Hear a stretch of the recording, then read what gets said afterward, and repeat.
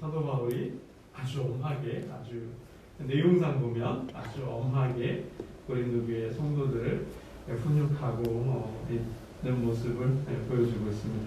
마지막 절을 보니까 정말 부모의 마음이 좀 밀켜지시나요? 내가 너희를 복음으로 낳지 않았느냐. 나는 너희를 자식으로 생각한다라는 거죠. 자녀로 생각한다. 그러니까 아비된 심정, 아버지의 마음으로 이렇게 훈육하는 그런 모습인데요. 아주 좀 엄한 아버지 모습이 떠오르기도 합니다. 21절 말씀을 다시 한번 읽어보면 너희가 무엇을 원하느냐 내가 매를 가지고 너희에게 나아가랴 사랑과 온유한 마음으로 나아가라. 어린 시절 많이 아버지로부터 듣던 말씀 같기도 합니다. 사도 바울이 굉장히 엄하게 이렇게 말씀하고 있는데요. 이 고린도 교회가 서로 다툼을 하면서 자랑도 하고 스스로 그러면서 이제 그 말에 빠져서 그들이 이제 어렵고 힘들게 하는 모습을 이제 바로 잡기 위한 말씀이죠. 세상에 태어나서 성인이 되기까지 부모로부터 단 한 번도 혼나지 않고 안 혼나고 자라는 사람은 없을 것 같습니다. 그래서 아무리 귀하게 금이야 오기야 키워도 그래도 혼날 때가 있죠. 그것이 우리 사람들의 모습인데요. 그러니까 사람은 자라는데 이게 훈육이 필요하죠. 훈육이 없다면 그 아이가 어떻게 될까요? 이게 교육학적으로도 그렇지만 그러니까 우쭈쭈 하는 거죠. 오냐 잘한다 하고만 하고 그런 말만 듣고 자란다면 그 아이는 쉽게 우리가 아는 말로 하면 마마보이가 되는 거죠. 부모가 없으면 엄마나 아빠가 없으면 아무것도 할 수 없는 사람이 된다라는 거죠. 왜요? 그렇게 컸으니까 부모가 다 해줬으니까 다 잘한다고 오냐 칭찬하고 커가지고 그렇게 크면은 아무것도 할 줄 모르는 사람이 된다라는 거예요. 모든 걸 다 물어봐요. 엄마 이건 어떻게 할까요?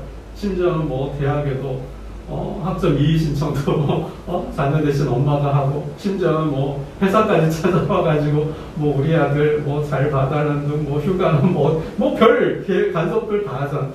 이거는 아니라는 거죠. 이런 마마보이와 같은 아이에게 뭐가 없어요?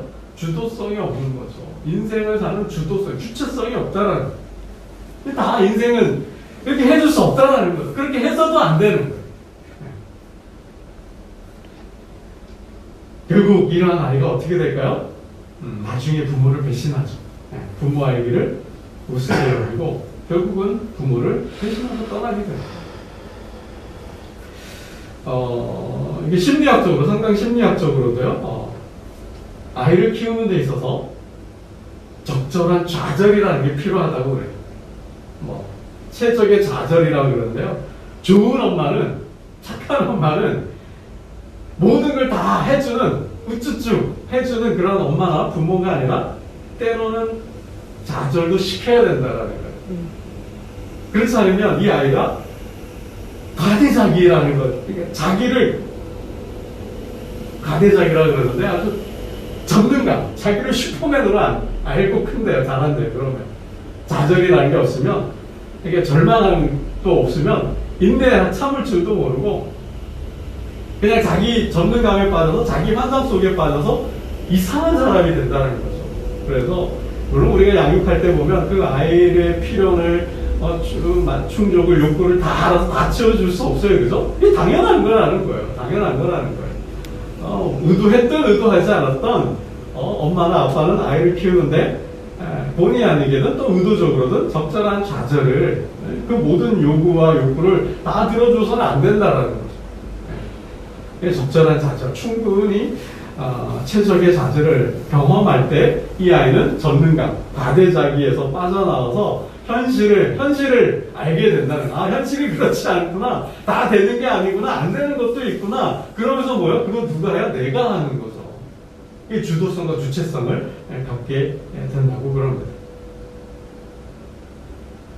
여러분, 주님께서도 제자들을 가르치실 때, 그죠? 제자로 부르시고 제자의 사명 중에 하나는 주님과 같은 사역을 감당하기 위해서 배워야 되는 거죠. 교육을 받아야 되는 거죠. 이 제자들이 주님이 우쭈쭈만 하고 이렇게 양육했나요? 제자로 이렇게 가르치지 않았죠. 잘하는 것은 잘한다고 칭찬도 했지만, 그죠? 이렇게 파송을 나가고, 내가 너희가 정말 사역을 잘했다. 내가 보니, 하늘에서, 이게 뭐예요? 이게 사단도 떨어지는 걸 내가 봤다. 뭐 그런 말씀도 해주시고, 정말 잘했다, 수고했다. 좀 쉬어. 지금 이제 좀 쉬기도 해라. 그런 말씀도 하셨지만은, 또 때로는 믿음이 약해져서 의심하고, 또 서로 다투고, 또 주님의 말씀을 왜곡하여 잘못 알았을 때는 어떻게 해요? 또 책망도 하셨다는 거예요. 믿음이 자라지 않을 때는 너희가 왜 이렇게 믿음이 자라지 않느냐? 내가 언제까지 내가 너희를 함께하고 너희를 뭐 다 해주겠느냐? 그런 말씀도 하셨다는 거죠.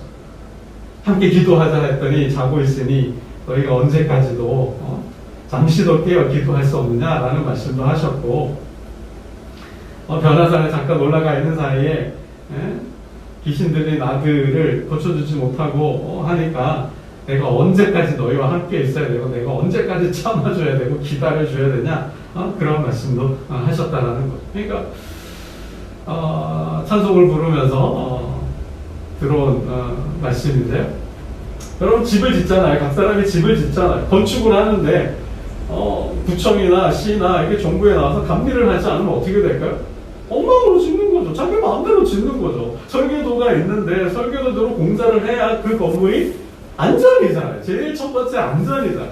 그래야 튼튼한 건물이 되고 사고가 없는 그런 건물이 될 텐데, 튼튼한 건물이 될 터인데, 이게 감리가 없으면, 감독하지 않으면 그 광주에서인가요? 전라도 어디에 거기 일어났던 것처럼 공사하는 중에 와르르 그냥 무너져 버리고, 이게 다 뭡니까? 감독 소홀하지 않고 잘못된 것을 잘못됐다고 말하지 않기 때문에, 감지하고 감독하지 않기 때문에 그러한 일이 벌어진다는 거죠.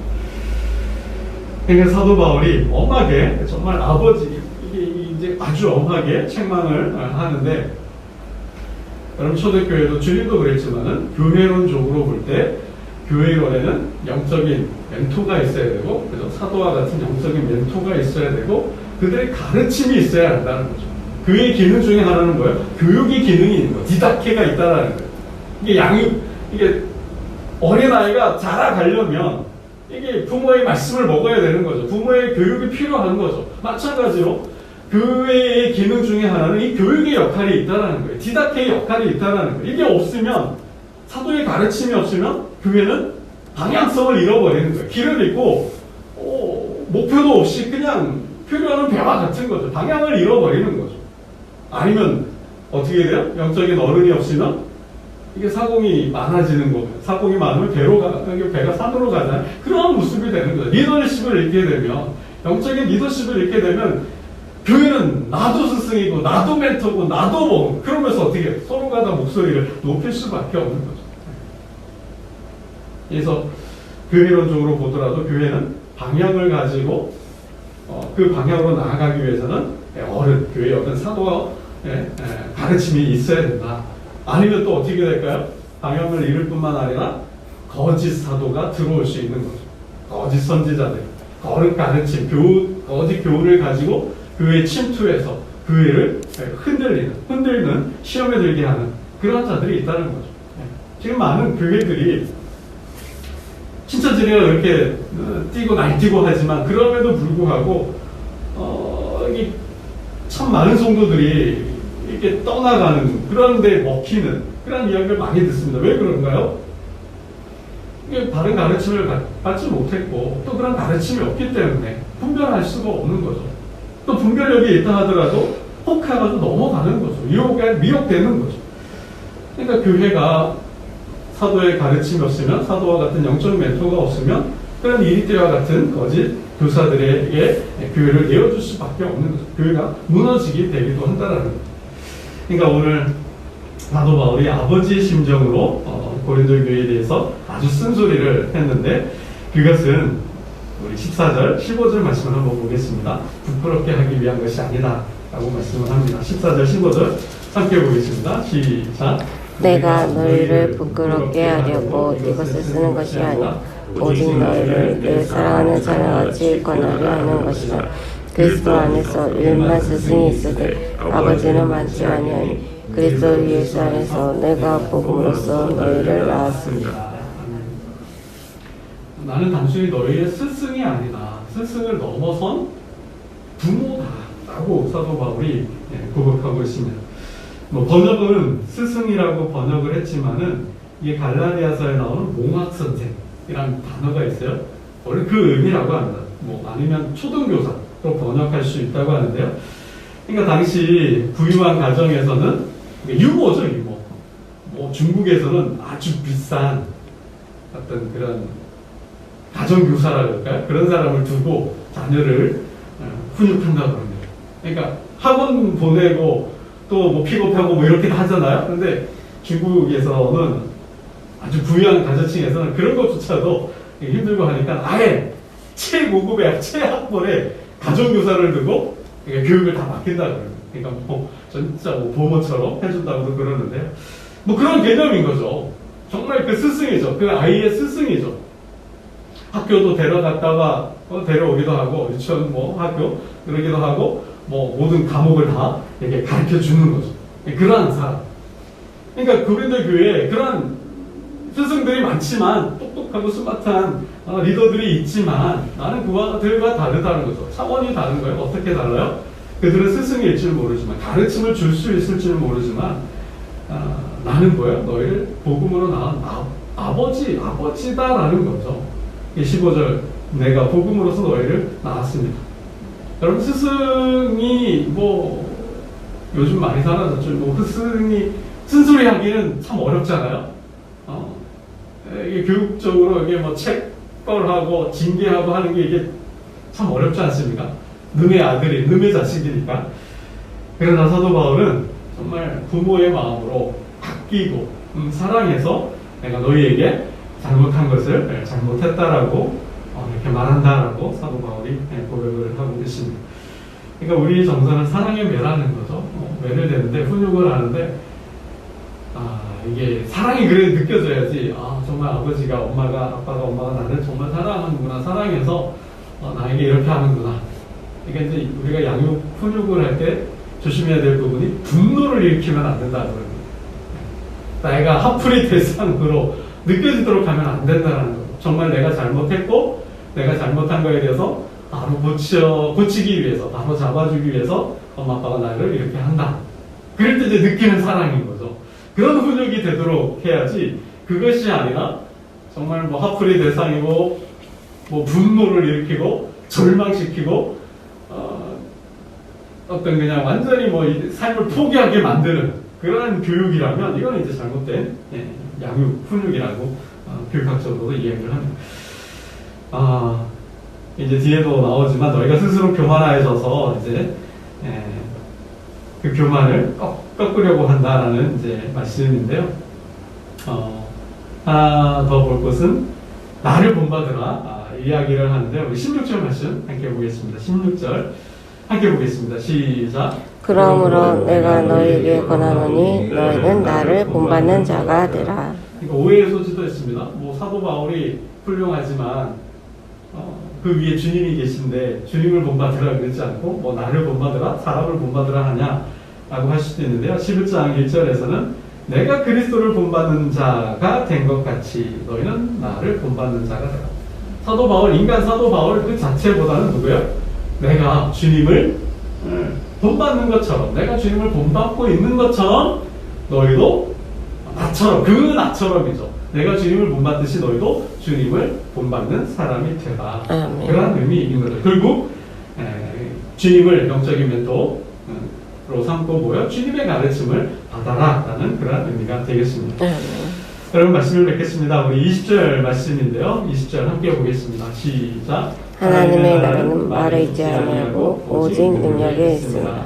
여러분 하나님의 나라는 여러분 우리식으로 한다면 말만 번들 한다는 거죠. 말만 잘했지 뭐요? 물에 빠지면 입만 동동 된다는 것처럼 말만 잘했지 뭐요? 행함이 없다라는 거죠. 가르침 받은 그 삶의 모습이 없다라는 거죠. 하나님의 나라는 말을 잘하는 것에 있는 것이 아니라 뭐에 있어요? 하나를 알아도 깨달은 말씀 하나로 행함으로. 아멘. 그래서 그 행할 때 하나님의 능력이 역사가 나타난다고 사도 바울은 말씀합니다. 오늘 집을 짓는데 그 집을 짓는 데 있어서는 그 집이 잘못 지어져 가고 있다면 잘못 짓고 있다라고 분명히 말을 해주어야 한다라는 거죠. 그렇지 않으면 교회는 무너져 간다. 교회에는 영적인 멘토와 같은 어른이 있어서 그 어른의 가르침을 받아야 하고 또 그 어른의 가르침을 통할 때 교회가 든든히 서고 이 때와 같은 거짓 사도들의 잘못된 사상을 막을 수 있음을 사도 바울이 말씀합니다. 우리는 그냥 가르침만 주는 스승이 아니라 아버지, 부모의 심정으로 자녀를 양육하는 우리 소명교회, 그 안에서 든든히 세워져가는 저와 여러분 되시기를 주님의 이름으로 축원합니다. 기도드리겠습니다. 아버지 하나님, 엄한 통제도 독재도 아니고 자녀의 길을 꺾는 것만으로 민상은 아니지만 아이의 바른 성장과 바른 인생을 위하여서는 아버지 하나님 부모의 아버지 하나님